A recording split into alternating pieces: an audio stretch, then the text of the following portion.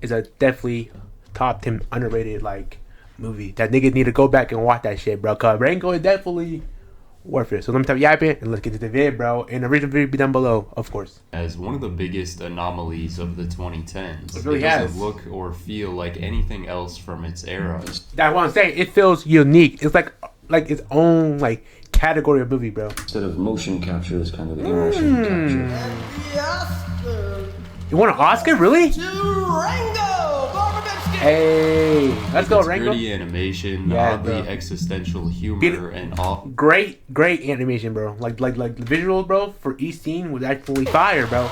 With even this scene right here, bro. Oddly That's fire. Existential humor and offbeat tone. The movie is one of a kind. But the same things that made Rango stand out. Wait, Johnny, that was Johnny Depp? I ain't gonna lie, bro. I didn't really do research on Rango, bro. All I know is that Rango was peak, bro, and I enjoyed it, bro. Are also what made it so divisive when it first hit theaters. I know, While bro. critics praised its bold style, some parents were genuinely offended. Yeah, when I watched it, my parents they ain't for the movies like that, bro. Neither did I either. Complaints poured in about the language, depictions of smoking, and the way it handled its spiritual themes. Okay, that is there true. were calls for a stricter rating, and some even there's no cussing. There's been labeled the film sacrilegious. Wow. From the very beginning. I don't know about all that. I don't know they had I don't think they had all that type of theme like people were saying. I think the parents were just they weren't used to this type of cartoons, bro. Which is weird because we had Gravity Falls.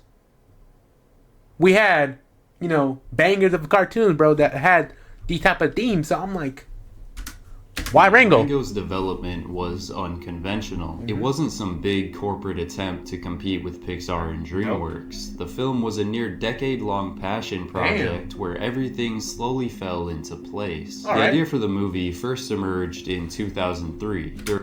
2003? That's how long it takes for a movie to be actually...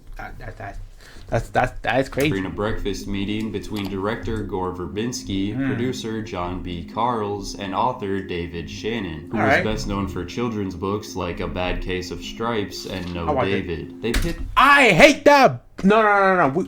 Everybody know that nigga David, bro. We hate David, bro. A Bad Case of Stripes and No David. Yo, that nigga David needs to go, bro. He needed whooped. Cause that man was unhinged. David, bro. That nigga was unhinged, bro. He did not give a fuck. And look at his teeth, bro. He be biting niggas, bro. Look at his teeth, bro. He be biting niggas. They pitched an idea for a western about creatures in the desert. And it was fire. This was simple. It resonated with all three of them. Verbinski was eager to start working on the film. They had already drawn some concept art and written a short outline of their vision. But at the time, he was already in the middle of directing Pirates of the Caribbean. With the GOAT Johnny Depp? Okay. So he decided to hold off until he was done with the project. But Gore had no idea just how successful Pirates of the Caribbean would be. And after it ended up grossing over $600 million, they had to do more. He went on to direct the second and third Pirates films. There were three of them? There were three of them, really? He helped Disney create $1 billion. Yo, fuck. Didn't y'all made some gas movie? But fuck y'all as a company. I'm gonna give that buck. Franchise and gained extensive experience working with some of the top VFX artists in the industry. With that behind him, Gore Verbinski could revisit their rough idea from 4 years earlier.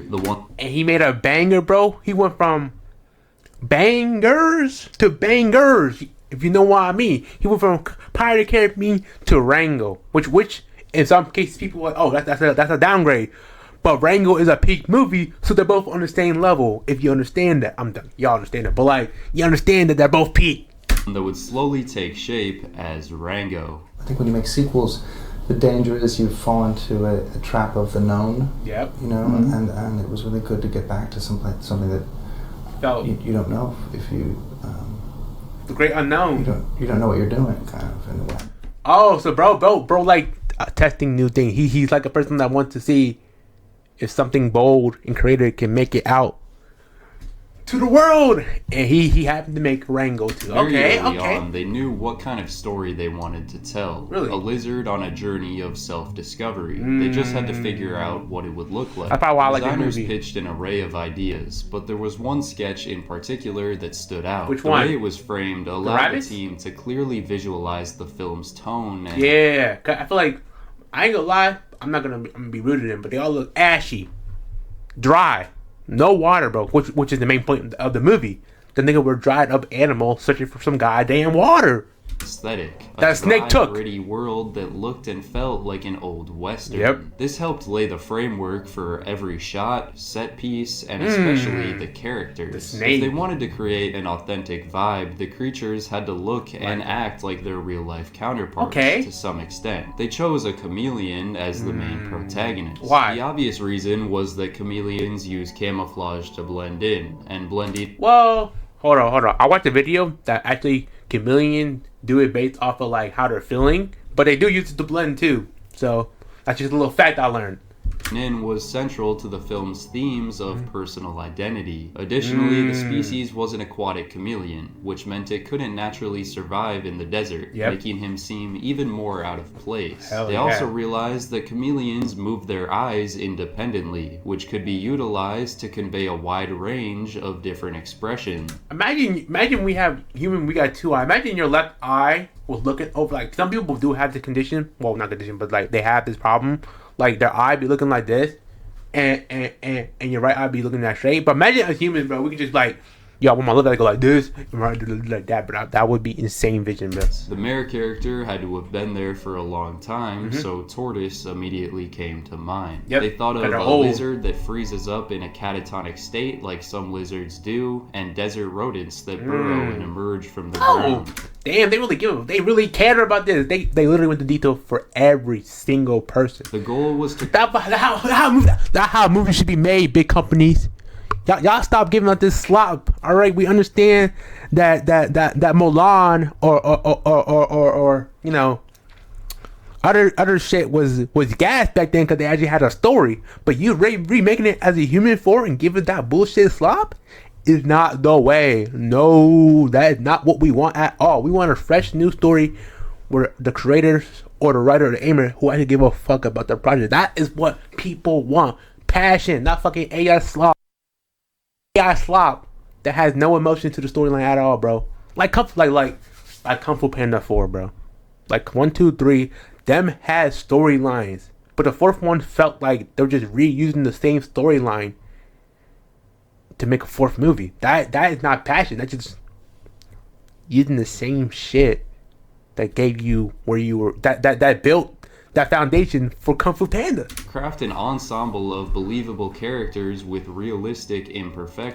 Damn. Where the audience, I think there's something in your head, man. could understand a lot about someone and their story just by looking at them. That's With the true, setting, bro. it made sense that the town itself would be built from found objects, scraps and junk repurposed into buildings and structures. Water, For the cast, Johnny Depp was the first to come on Johnny board. Depp, He already of course. expressed interest in the role when Verbinski Okay, pitched the that's why you to go, idea Johnny Depp. in the making of Pirates of the Caribbean 2. So when it came time to finally bring him on, it didn't take much convincing. So what did he do to convince you to do it? What was the pitch?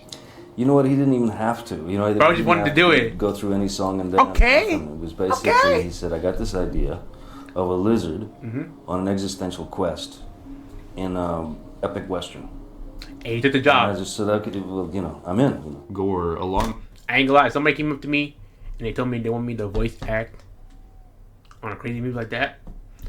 I'm in. Yo, you don't got no more pitching, bro. I'm in. with You a got small me. team I'm of sold. artists and designers spent 16 months working out of a house in Pasadena, California, sketching Damn. out the film's plot. Okay. At the time, there was no guarantee it would even get made, but eventually Paramount Pictures stepped in and agreed Let's to go, produce Paramount. and distribute Rango under Nickelodeon Movies. The partnership effectively birthed a new studio called Paramount Animation. Oh, After years of okay. planning and deliberation, production officially No offense, Paramount, but y'all milking SpongeBob a little bit too much with the movie. The first movie was gas.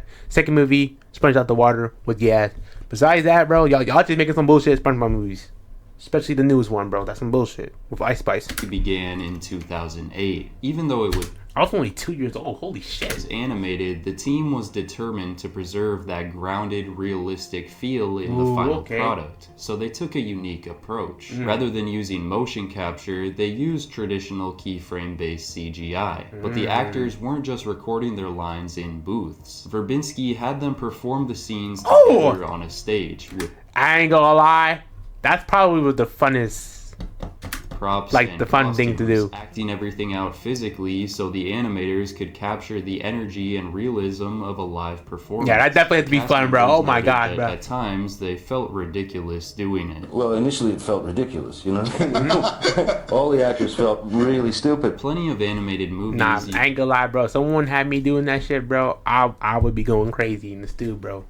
You need me to do something wacky? I'm doing the wacky joint, bro. Used real footage for reference, but this was another level. It added extra costs and consumed more time. That's true, bro. Verbinski simply didn't know any other way. Directing actors on a physical stage was what he was used to, and he wanted to stay within his comfort zone. And it worked out perfectly. But this commitment to realism, to making Rango feel like a true Western, was where some felt the film began pushing the boundaries a little too far. Boundary of what? Rango drew heavy inspiration from classic movies like The Good, the Bad, and the Ugly, Chinatown, and The Shakiest Gun in the West. It even included... I ain't gonna lie, bro. My grandma loves Western movies, bro. So, like, some of them films, bro, I probably have seen them, bro. Cause them, I don't know why, bro. But my grandma loved some Western, bro. They really got the point Western. I mean, Western is fire, right? The concept of Western was fire, but never was my thing. Multiple direct references to those films, among many others. Oh, wow.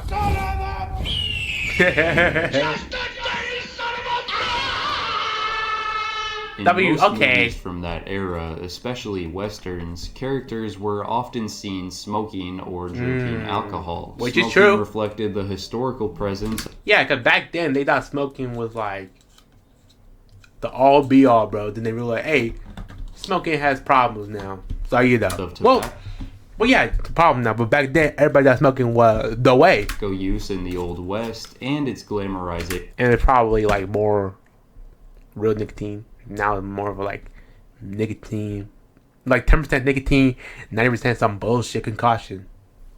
Yeah.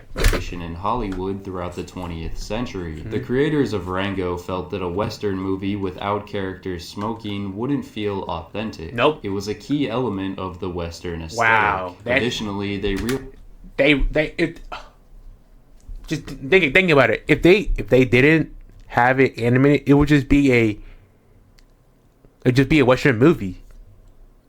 That's not okay. A Western movie for kids. Most of the audience members who would actually catch the references were adults. Yep. So they gradually leaned into mature jokes.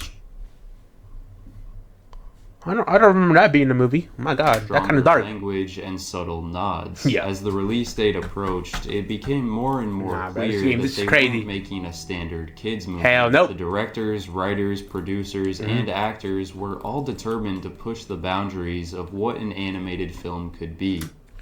And we need more movies like this. And for better or worse, that's what they did. As they should. Everywhere there's trouble brewing and hell waiting to be right. March 4th? Wait. March 4th? So 4 years ago. I don't know. When the movie came out? Like 13 years ago? 2013? I assume? 2018? I don't know. No, 2015. So like, it's like 10 years old. Okay. On what hell was already raised up. Name's Rango.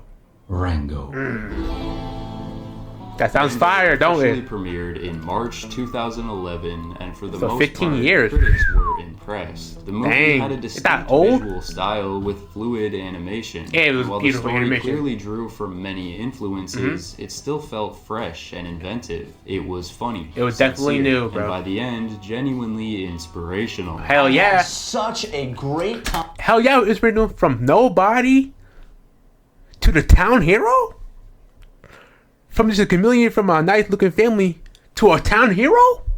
That is definitely inspiration right there. Watching this movie, it is not at all what I would expect from an animated film. It doesn't feel like an animated film to me. True. Great Western. If you like Westerns, you will like Rango. In fact, you might just love it. It's Government's best film. This is probably the best CGI animation I have ever seen. Each character stood out in... And they're not wrong. And they're not wrong. They're definitely on point.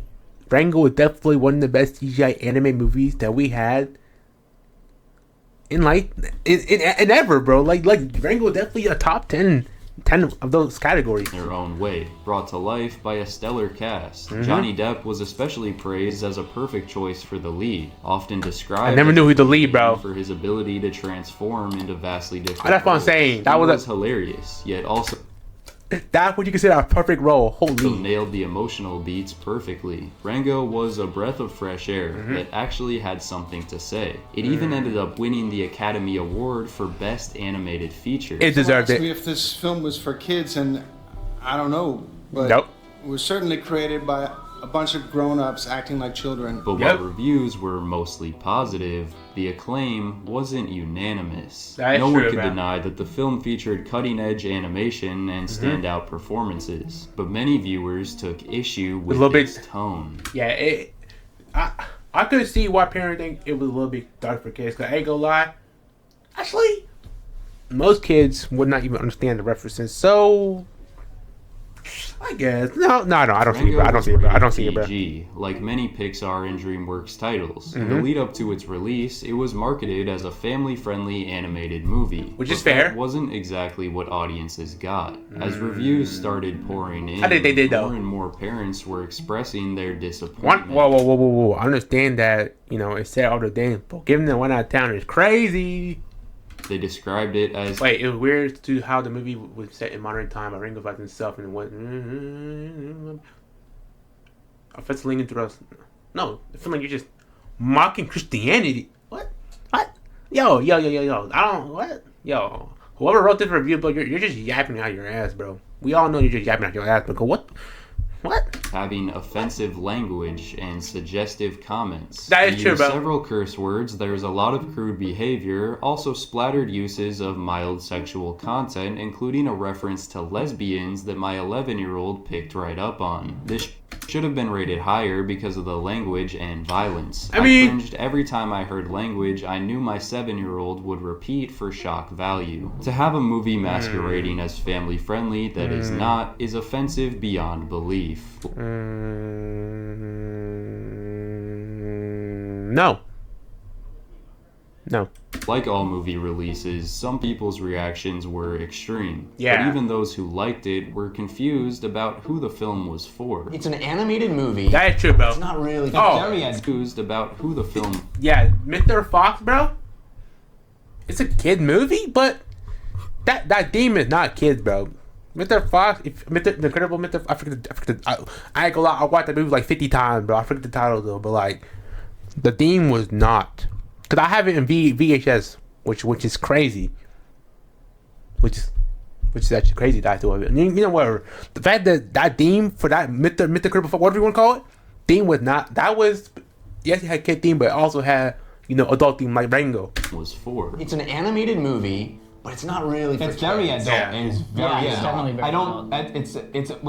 I don't get like who the movie's made for. Yeah, unfortunately, it seems like all the jokes are for the parents. This is not a joke. This is not a kids' film, even though it's put out through like Nickelodeon and it's rated PG. Yeah, but it's not a children's film. At the end of the day, the creators weren't trying to trick audiences into corrupting their children. Obviously, it was all in service of making. They thought they could make some jokes, right? And I guess people got a little bit sensitive.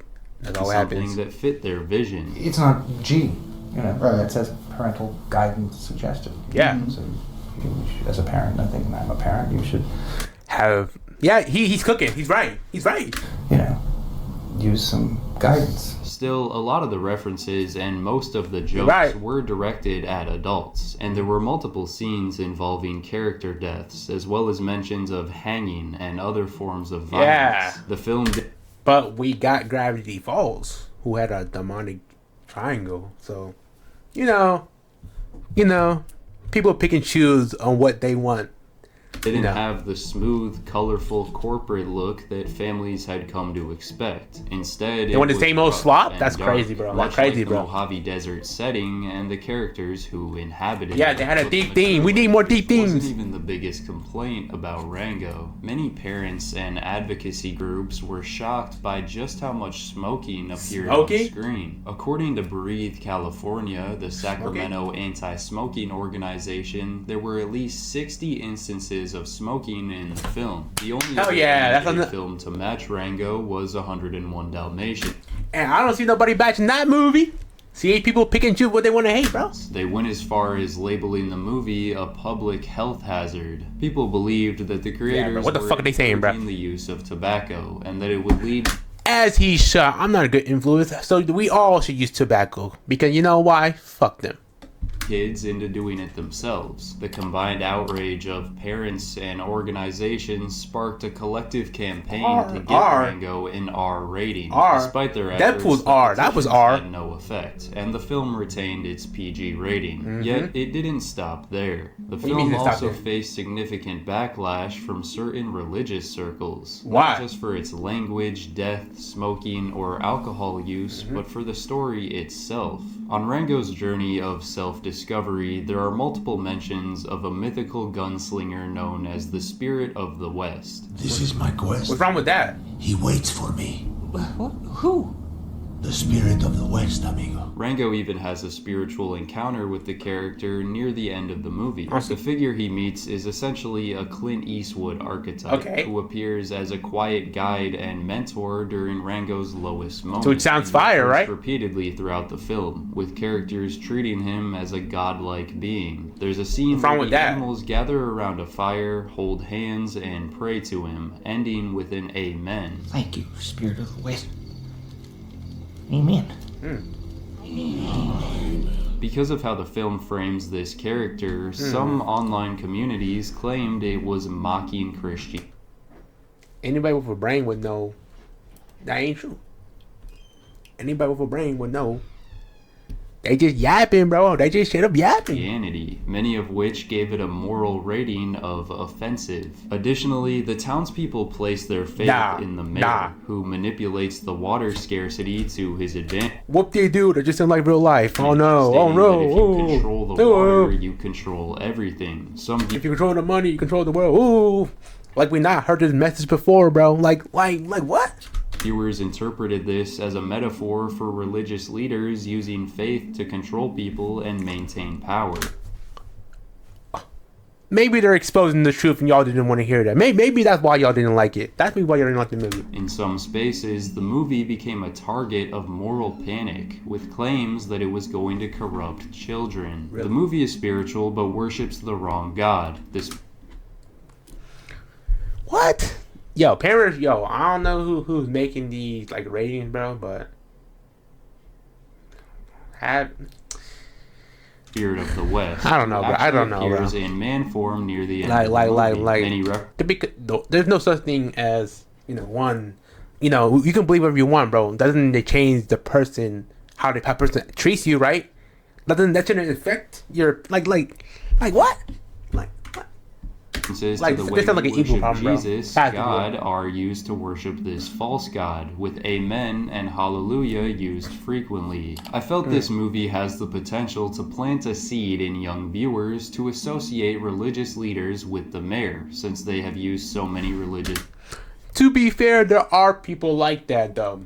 So if your son or daughter, sees that, so maybe your church is just like that. Buzzwords with him, and possibly cause the kids to have a bad feeling about religion and its leaders.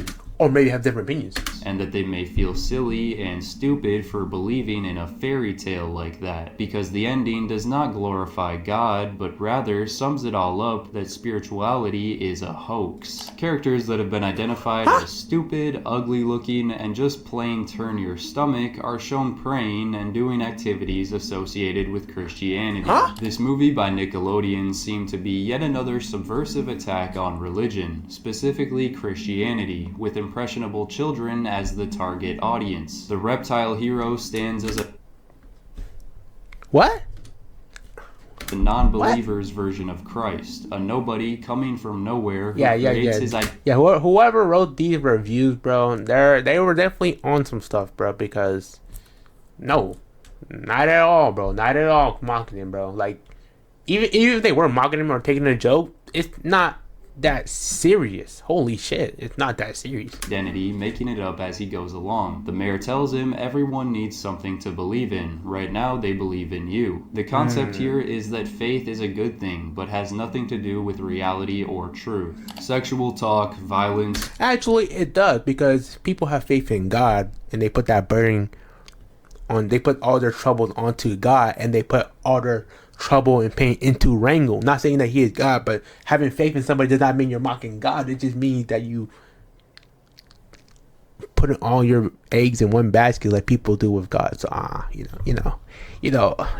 very hypocritical of that person. Murder, lies, profanity, references to the pit, praying to a spirit and not God. Wake up, people. Satan is trying to reach your children at an early age. As a Christian parent, I have to strongly recommend you keep your children from this movie. No. They need to watch this movie.